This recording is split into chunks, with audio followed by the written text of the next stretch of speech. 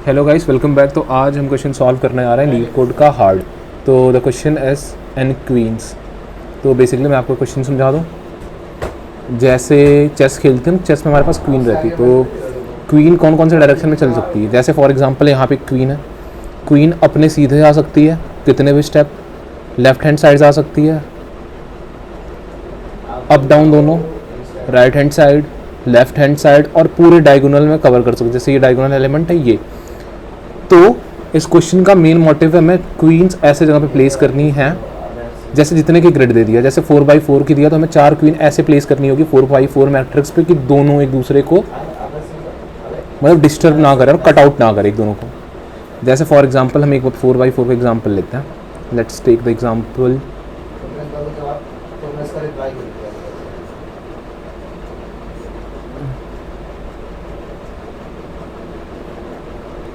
भाई साहब, इतने दिन बाद मैं ये यूज़ कर रहा हूँ ना, दैट्स द रीज़न कि इतने सही से लिखा नहीं आ रहा। जैसे फॉर एग्जांपल हमने पहली क्वीन यहाँ रखी, ठीक है, गॉट इट।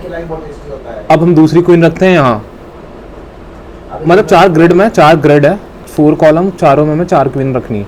पहली क्वीन को हमने यहाँ रखा, अब दूसरी क्वीन को मान लो हम यहाँ रखते हैं। यहाँ रख सकते हैं? जस्ट टेल मी दो, क्या यहाँ पर हम दूसरी क्वीन रख सकते हैं? नहीं, क्योंकि पहली क्वीन ने सीधे ऐसे इसको कट आउट कर दिया। अगर हम दूसरी क्वीन यहाँ रखते हैं तो पहली क्वीन इसको ऐसे ले लेगी। और हम दूसरी क्वीन को यहाँ पे रखते हैं, फॉर एग्जांपल यहाँ पे रख सकते हैं हम। हाँ, यहाँ पे हमने रख दिया, क्योंकि अब देख लियो, ये इस साइड जा सकता है, इस साइड जा सकता है, ऊपर के साइड जा सकता है, इस डायगोनल के साइड जा सकता है, और इस सारे डायगोनल के साइड हमें कहीं पे भी मतलब ये क्वीन नहीं रखी है। अब दूसरी क्वीन को हमने यहाँ रखा, हम तीसरी क्वीन प्लेस करने आ रहे हैं। क्या हम तीसरी क्वीन यहाँ प्लेस कर सकते हैं? ना, फिर ये पहले वाली क्वीन इसको कर देगी। क्या तीसरी क्वीन हम यहाँ कर सकते हैं? देखते हैं। अब सेकंड क्वीन का डायगोनल आप देखना, क्या तीसरी क्वीन को हम यहाँ प्लेस कर सकते हैं? ना। क्या तीसरी क्वीन को हम यहाँ प्लेस कर सकते हैं? ना। अब आपने देख लिया होगा कि ये हम इस क्वेश्चन में तीसरी ही क्वीन प्लेस नहीं कर पा रहे, तो इसमें हम चौथी क्वीन कैसे प्लेस करेंगे। अब इस केस में हम क्या करेंगे? तो सबसे मेन बात, हम तीसरी क्वीन प्लेस नहीं कर सकते, तो मतलब हमारी ओरिएंटेशन में कहीं ना कहीं गड़बड़ होगी। और हम सेकंड क्वीन इसके अलावा कहीं और प्लेस नहीं कर सकते, मतलब तो हम बैक ट्रैक करेंगे। यहाँ से हमने बैक ट्रैक करा सेकंड पे, सेकंड से हमने बैक ट्रैक करा फर्स्ट पे। अब हमें फर्स्ट क्वीन की भी पोजीशन चेंज करनी होगी। और इस क्वेश्चन में यही होता है कि हर बारी हम अपने क्वींस की पोजीशन चेंज करते हैं और उस हिसाब से देखेंगे कि कहाँ पे हो रहा है। और ऐसे जैसे ये वाला एग्जाम्पल इसने दे रखा है क्वेश्चन में, देखियो कहाँ गया, लेट मी यूज, देख लिया। जैसे इस क्वेश्चन के 2 वैलिड सॉल्यूशन है, ठीक है। अब आप देख लीजिए, पहला वाला जैसे हमने पहली क्वीन थर्ड पे रखी, ठीक है। अब ये इधर जा रहा है, अब देखना इसको डायगोनली कि ऐसा जा सकता है, और दूसरा डायगोनली ऐसे, और चौथा ऐसा जा सकता है, ठीक है। अब देखना दूसरी वाली क्वीन, ये ऐसे जा सकती है, ऐसे जा सकती है, और इसका डायगोनल, एक सेकंड, इसका डायगोनल ऐसे जा सकता है और एक डायगोनल ऐसे जा सकता है। कहीं किसी ने किसी को इंटरसेक्ट करा अभी तक ना। तीसरी का डायगोनल कैसे जाएगा? एक डायगोनल ऐसे जाएगा, दूसरा डायगोनल ऐसे, कहीं इंटरसेक्ट करा ना। चौथी up down, right left, diagonal, कहीं नहीं। ये चारों क्वीन को हमने ऐसे ऑर्डर में रख दिया कि कोई किसी को इंटरसेक्ट नहीं कर रहा है यहाँ पे इन दिस पर्टिकुलर केस। तो दैट्स इट। ये बैक ट्रैकिंग का क्वेश्चन कैसे है, जैसे मैंने बता दिया कि जहां हमें गलती हुई थी हम पीछे बैक ट्रैक करके आ रहे थे, ठीक है। अब तो हमने पहला वाला केस देख लिया, जैसे ये वाला। अब हम दूसरा केस लेते हैं, ठीक है। दूसरा केस, अब जैसे स्टार्टिंग में हमारे पास एक खाली ग्रिड रहेगी, ठीक है। इस क्वेश्चन में मुझे नहीं पता कितना टाइम लगेगा सॉल्व करने में, but I will try my best to explain you guys. मैं क्वेश्चंस, अब देखना 4x4 की ग्रिड ली हमने। हम देखो पहला केस चेक कर चुके हैं, ठीक है। अब दूसरा केस हम चेक कर रहे हैं कि हमने दूसरे केस में क्या करा है। अपनी पहली क्वीन को हम यहाँ पे रखा, एक सेकंड, जैसे ये हम खाली लेते हैं, खाली ग्रिड। अब यहाँ पे हम पहली ग्रिड बनाते हैं, पहले ग्रिड आपने देख लिया कि ये ख़राब होगी, जो हम फर्स्ट पोजीशन है पहले वाले को प्लेस करा था। अब दूसरी ग्रिड, जैसे हमारे पास कितने ऑप्शन होंगे पहले को प्लेस करने वाले, या तो पहले पे करे, या तो दूसरे पे करे, या तीसरे पे, चौथे पे, ठीक है। अब दूसरा ऑप्शन हम लेते हैं, दूसरे पे प्लेस करके देखते हैं, ठीक है।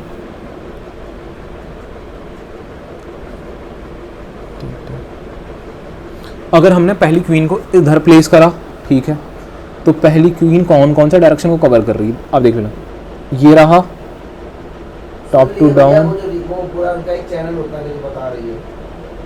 और एक डायगोनल इसका ये हुआ, और एक डायगोनल इसका ये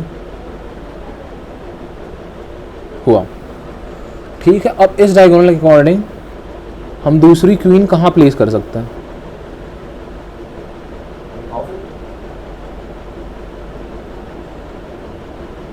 भाई साहब ये मैंने 5 की ग्रिड बना दी यार, सॉरी फॉर द मिस्टेक।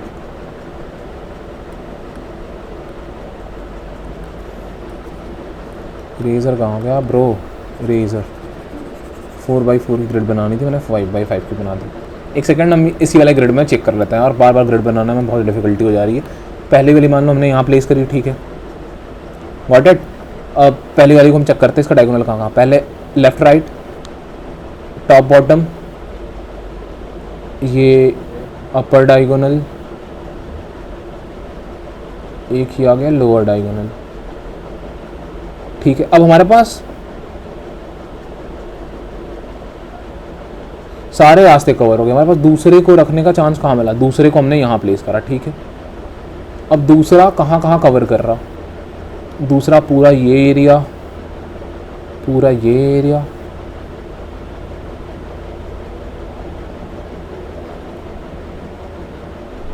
पूरा ये एरिया,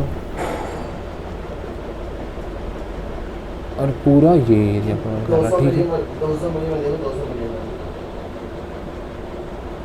अब तीसरी को हम कहाँ पे प्लेस कर सकते हैं? देखो यहाँ पे प्लेस कर सकते हैं तीसरी को, ये तो ऐसे डायगोनल गया, तीसरी को हमने यहाँ पे प्लेस करा, ठीक है। तीसरी के लिए हम देखते हैं, तीसरी के लिए कंडीशन क्या होगी देखना, एक ये, एक ये,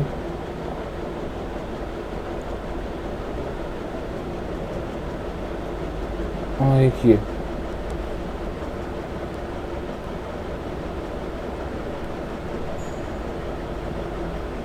वाला देखना, ऐसे आ रहा है, ऐसे ऐसे। अब 3 हो गया, अब हमारे पास ये एक खाली स्पेस बची, ये हमने अपनी चौथी क्वीन को प्लेस कर दिया है।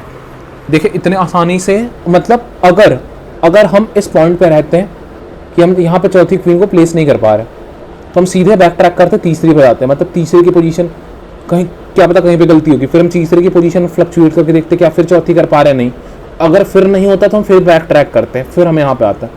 अगर फिर इसकी फ्लक्चुएट करके देख लिया हमने, अब उसके बाद हम पहले वाले केस पे आते हैं। अब ये होता है दोबारा हम फ्लक्चुएट करते हैं, तो ये क्वेश्चन जस्ट रिकर्जन नहीं है, इसके हम रिकर्जन के साथ बैक ट्रैक भी कर रहे हैं। बैक ट्रैक मतलब क्या होता है कि जहाँ गलत मिला फिर वापस पहले वाले स्टेप पे आओ, फिर वो करो।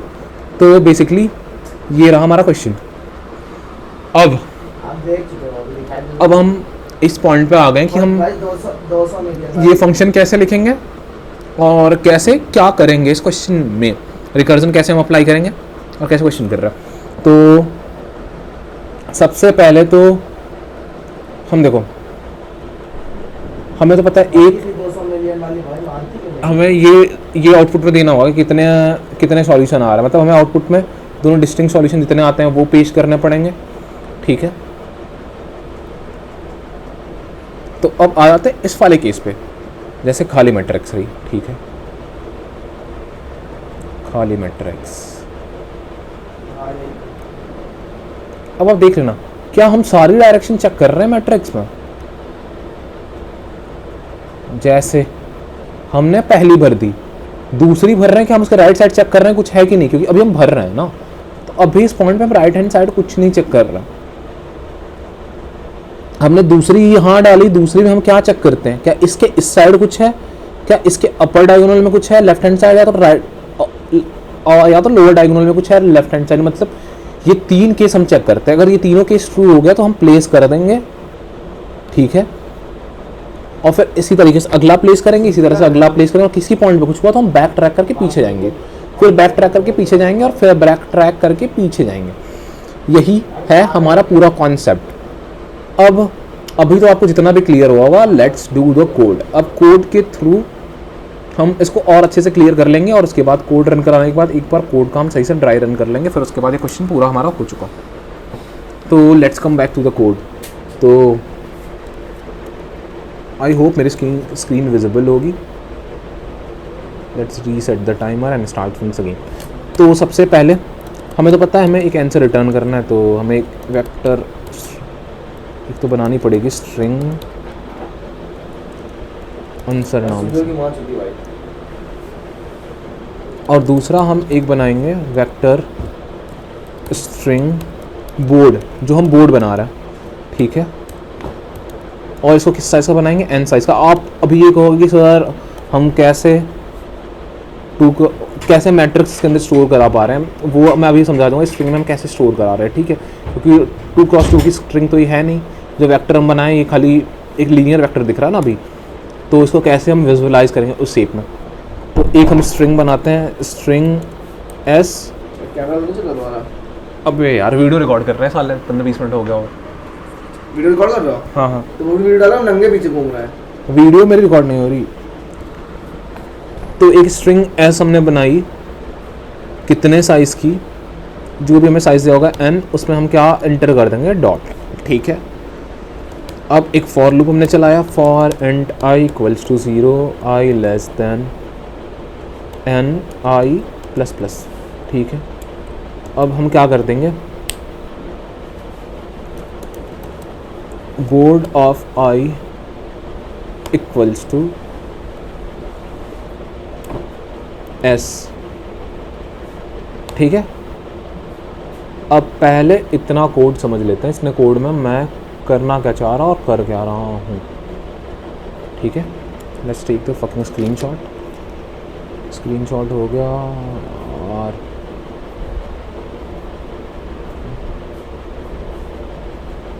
हमें आंसर को कॉपी करना था ना।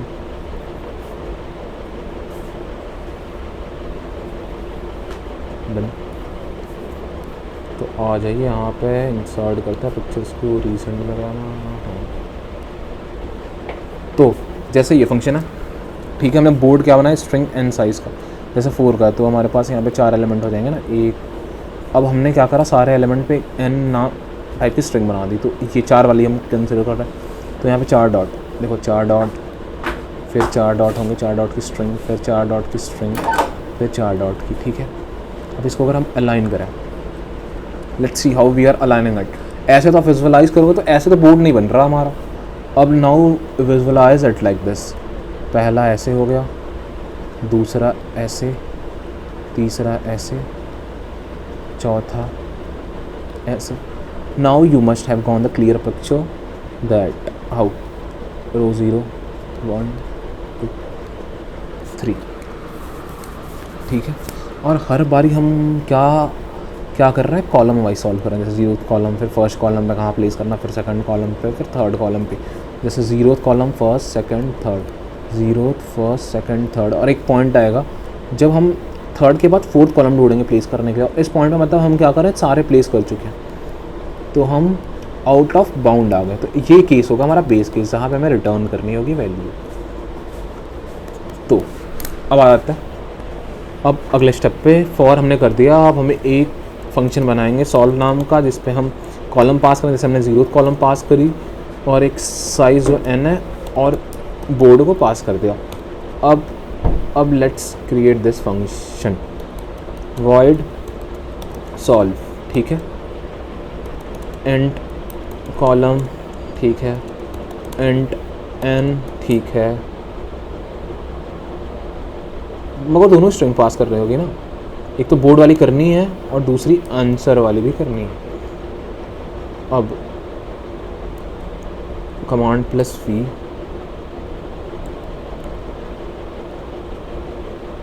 हमने यहाँ पे बोर्ड को पास कर दिया, और the next one we have to pass as vector string answer, command plus c, ठीक है। अब आ जाते हैं, अब जैसे मैंने बेस केस बताया था, बेस केस पे अभी आ जाओ पहले। इफ़ बेस केस पे थोड़ी बड़ा करते हैं यार साइज। अच्छा, इफ़ जो हमारा कॉलम है डबल इक्वल्स टू एन आ जाएगा, जैसे एन सार साइज़ का, तो उस टाइम पे हम क्या करेंगे, जो भी हमारे पास करंट वैल्यू होगी बोर्ड पे, जो बोर्ड हमारा करंट ओरिएंटेशन बोर्ड का होगा, उसको एंसर में हम पुश बैक करते हैं। एंसर डॉट पुश बैक, जो करंट सिचुएशन होगी बोर्ड की वो हमने पुश बैक कर दिया और हम रिटर्न कर गए। अब इतना तो आपको क्लियर हो चुका होगा। अब हम आते हैं एक रो वाइज ट्रैवर्स कर, जैसे अभी हम तो पहली बार हमारी कॉलम की वैल्यू क्या आएगी, 0 आएगी, तो हम 0th कॉलम पे ट्रैवर्स कर रहे हैं। तो अब इस पर हमें देखना है कि कौन से रो में हम एलिमेंट प्लेस करेंगे। जैसे 0th कॉलम पे हम ट्रैवर्स कर रहे हैं, यहाँ पे होगा कि यहाँ पे होगा, फिर यहाँ पे कि यहाँ पे। तो एक हम रो के लिए वेरिएबल भी बनाएंगे, for int row equals to 0, row less than N, row plus plus. अब देखो, अब किसी पॉइंट पे इफ़ एक हम फंक्शन बनाएंगे इस वैलिड, वो बताएगा कि यहाँ पे हम प्लेस कर सकते कि नहीं, इस वैलिड, उसमें हम रो पास कर देंगे, कॉलम पास कर देंगे और बोर्ड को पास कर देंगे। ठीक है, हमारे गिवन बोर्ड को, तो ये बता देगा कि और वैलिड होगा तो हम प्लेस कर सकते हैं इस पॉइंट पे। ठीक है, तो हम बोर्ड के रो कॉमा रो और कॉलम पे क्वीन को प्लेस कर देंगे। ठीक है, पहले तो प्लेस कर दिया। अब जैसे हमने 0th रो पे कहीं पे भी, जैसे ये वैलिड फंक्शन बताया कि हाँ सेकंड पोजीशन पे प्लेस कर सकते हैं, ये प्लेस कर देगा। अब फिर हम एक दोबारा अपने रिकर्सिव फंक्शन को कॉल करेंगे फर्स्ट कॉलम के लिए कि अब फर्स्ट कॉलम में बेटा कहाँ पे प्लेस करना है। तो अब हम दोबारा सॉल्व फंक्शन को कॉल करेंगे। ठीक है,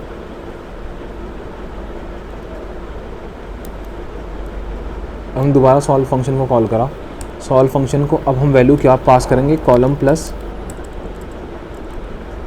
1 की वैल्यू हमने पास करी।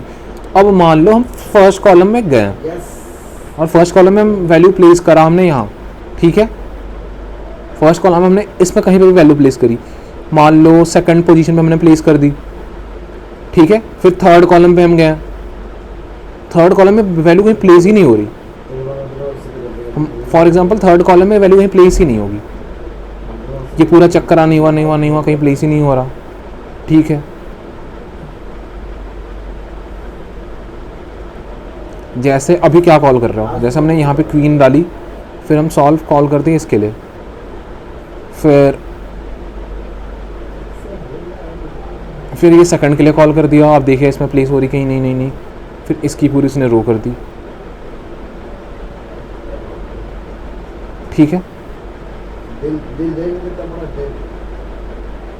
फॉर एंटर पूरा कर दिया।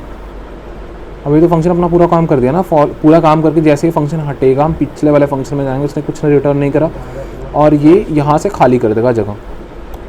फिर हम पीछे जाके क्या करा हमने, बोर्ड रो कॉमा कॉलम को वापस से खाली कर दिया।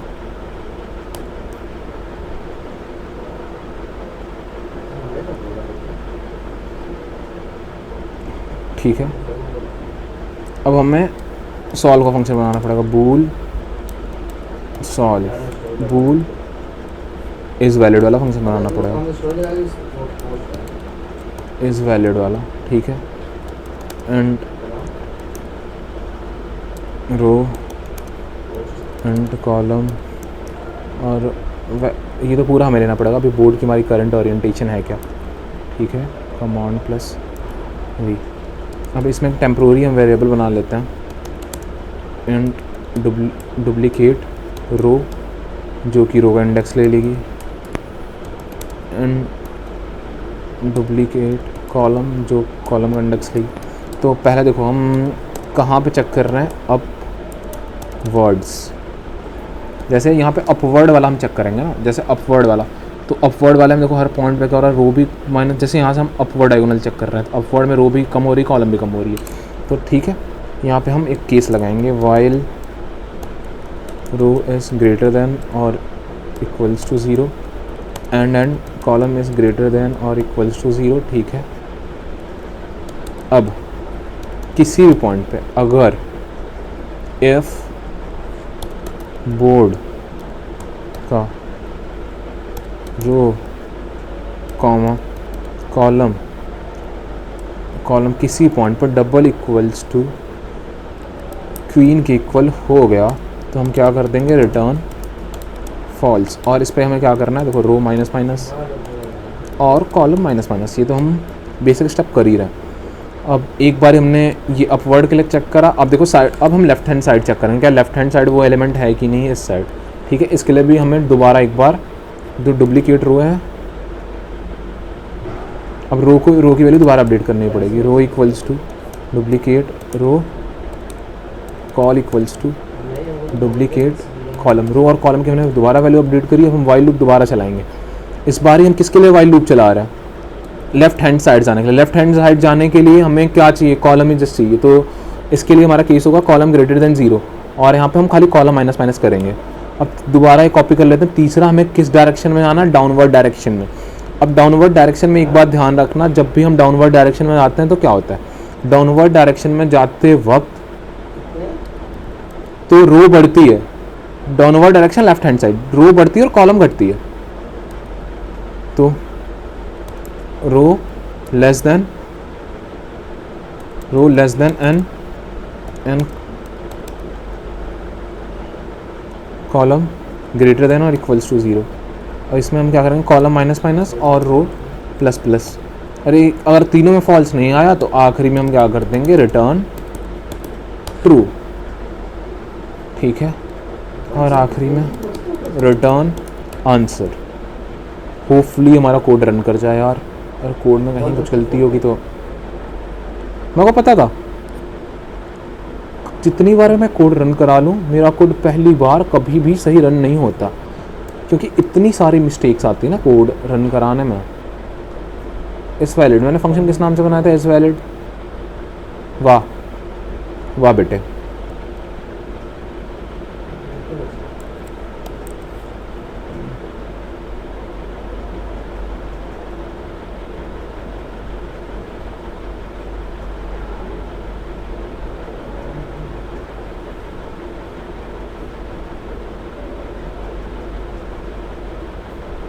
देख लो देख लो। अब आप कहोगे क्या ही कोडर बनेगा यार।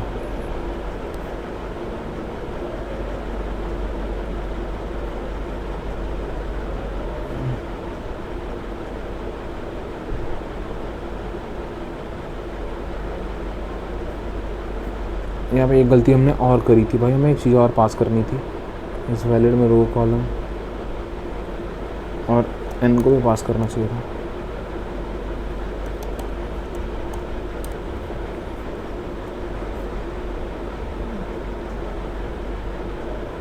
वाह दैट गाइस, कोड तो रन हो गया हमारा पहले बार में, ज़्यादा कॉम्प्लिकेशंस नहीं है।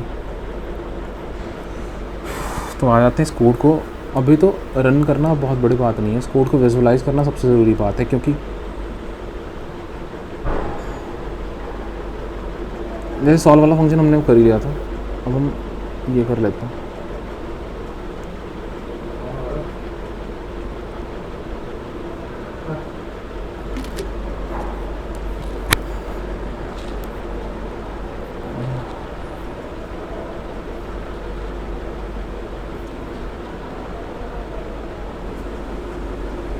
इतना ठीक है, डन।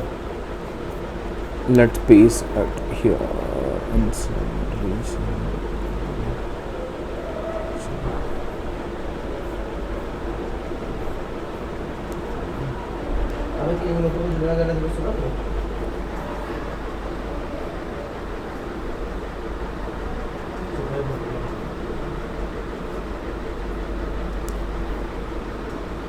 तो गाइस अब इस फंक्शन पे आ जाता है ना, जैसे आप कह रहे थे कि ये कैसे सॉल्व होगा। देखो इस वैल्यू वाला तो आप समझ गए, ये देखो तीन ही केस है,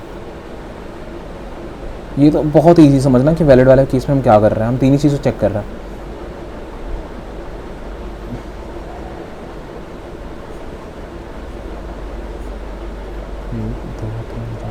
अगर हमारा यहाँ है देखो, एक बार हम क्या करेंगे, अपवर्ड वाले को चेक करेंगे। देखो यहाँ जा रहे हैं, हर पॉइंट पे क्या हो रहा है, रो कम हो रही है, कॉलम भी कम हो रही है। डाउनवर्ड वाले में क्या होता है, हर पॉइंट पे रो बढ़ रही है, कॉलम घट रही है। और एक लेफ्ट हैंड साइड इधर पे क्या होता है, कॉलम घट रही है। ये तीन तो केस आपने देख लिया। एक वैलिड फंक्शन को तो आप एकदम आराम से लिख लो। अब बात फंसती है ये वाला, अब बताते हैं जो हमने यहाँ भी ये बनाया सॉल्व वाला फंक्शन, और इस फंक्शन को अच्छे से किसी ने विजुअलाइज कर लिया तो पूरा कॉन्सेप्ट हम बैक ट्रैकिंग और इसका समझ जाएंगे। तो let's come back to the video. जैसे हमारी 4x4 की ग्रिड ले लो, ठीक है। अब पहला केस देखना जो हमने गलत करा था, ठीक है।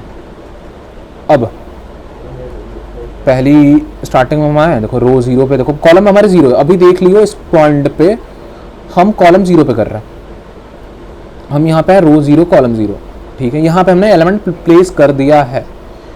अब ठीक है, इस वैलिड वाला फंक्शन चेक करा, हाँ वैलिड है। अब ये कॉल करते हैं कॉलम +1 के लिए। अब हमारी कॉलम आ गई है यहाँ पे। अब दोबारा इस फंक्शन में आएंगे कॉलम 1 के लिए। अब जो भी हम रो में फिलिंग करेंगे इस वाले पॉइंट के लिए करेंगे। तो पहली बात तो हम इस वैलिड लाएंगे रो = 0, 0 के लिए कॉल करते हैं। ऐसे इंडेक्स देखो, रो कहाँ हो गई, ये रो गई 0 1 2 3, 0 1 2 3। अब इस वैलिड फंक्शन कॉल हुआ जैसे 0 और 1 रो के लिए। इस वैलिड फंक्शन देखेगा सीधे बोर्ड डॉट रो, जैसे इस वैलिड वाला फंक्शन देखो दूसरा देखो कॉलम ही देख लेगा, इसके लेफ्ट हैंड साइड में ये देखो, देखो यहाँ पे प्लेस करा। इस वैलिड वाला फंक्शन का ना वैलिड तो है नहीं, क्योंकि देखो ये इससे मिल रहा, ठीक है। तो ये वैलिड है नहीं, तो इसको हम रिमूव कर देते हैं। अब इस वैलिड फंक्शन ये आएगा यहाँ पे, फिर देखेगा डायगोनल वाला है, फिर कहेगा ओ यार सॉरी, इसको भी रिमूव कर देता है। अब इस वैलिड फंक्शन यहाँ पे आया, देखा अरे यार ये तो ऐसे जा रहा है, ये तो ऐसे जा रहा है, इसका नीचे इस साइड जा रहा है, और डायगोनल यहाँ।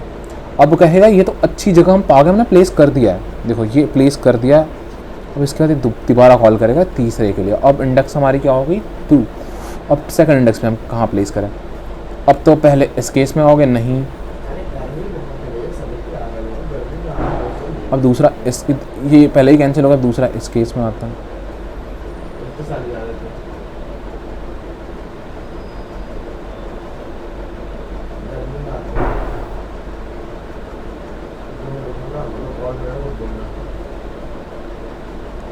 ठीक है,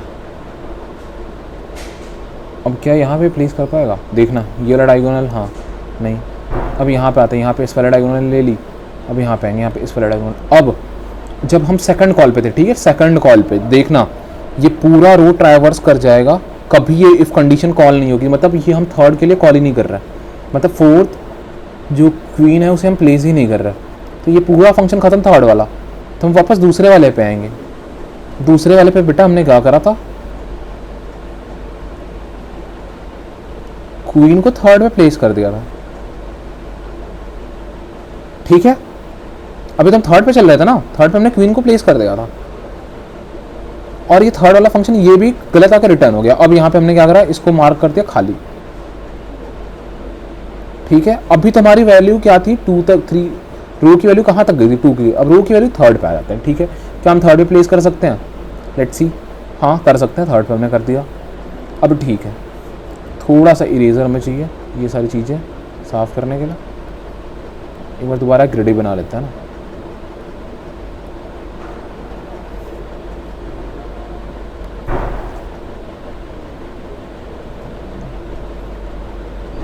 अब देखना,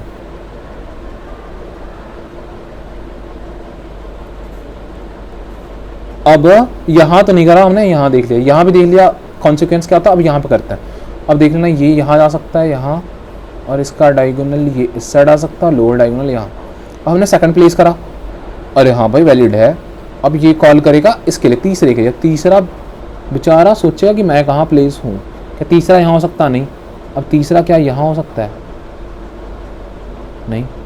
तीसरा क्या यहाँ हो सकता है? नहीं, तीसरा यहाँ भी नहीं हो सकता। अब देखना तीसरे ने है,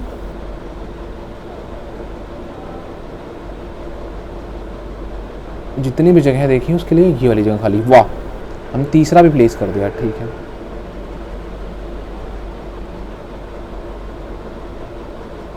अब तीसरा कॉल करेगा चौथे को। अब चौथा कहेगा मैं यहाँ प्लेस हो सकता नहीं, यहाँ हो सकता हूँ नहीं, यहाँ ये काट दिया। अब चौथा का भाई मैं तो प्लेस नहीं हो सकता। ठीक है, चौथा प्लेस नहीं था, चौथे ने अपने पूरे कॉल करा। अब फिर हम तीसरे वाले पे आ जाएंगे। तीसरे वाले पे हम आए तो जैसे चौथा कुछ रिटर्न नहीं करा। अब इस पॉइंट पे हम तीसरे वाले पे आ गए। ओ यार, ओ शिट। अब इस केस पे आ गए। तीसरा अपने आप को डॉट हटाएगा, तीसरा चेक करेगा कि हाँ यहाँ हो सकते हैं, हाँ एक ये वाला भी केस ने चेक करा। फिर चौथा प्लेस नहीं हो रहा तो तीसरा दोबारा कॉल करेगा दूसरे को। दूसरा कहा भाई अब तो मेरा लूप खत्म हो गया है। दूसरा अपने लूप के बाहर, जैसे उसने सारा काम कर लिया लूप के बाहर, और ये इस पॉइंट को भी डॉट लगाए, हम पहले वाले पे आ जाएंगे वापस। अभी coming back to the first function. और फर्स्ट फंक्शन सोचेगा कि ब्रो यहाँ तो मैं रख नहीं पाया, अब फर्स्ट दूसरे पे आएगा। अब देखो ये वाला जैसे जिस केस में वैलिड वाला केस है, जैसे यहाँ पे, ठीक है, आप कहोगे कि ये आंसर कैसे आ रहा, इरेजर एक सेकंड, जैसे कोई ये वाला केस। अब दूसरा यहाँ पे रखा, अब देखा हाँ बन गया ऑप्शन। दूसरा यहाँ हर जगह रख के देखा। फिर आखिरी में हम देखो सारे ऑप्शन हमने कर लिया। अब ये हमारा एक अच्छा आंसर मिल गया, तो आंसर को हमने सीधे पुश बैक करा। अब आप देखो चौथा यहाँ रखा।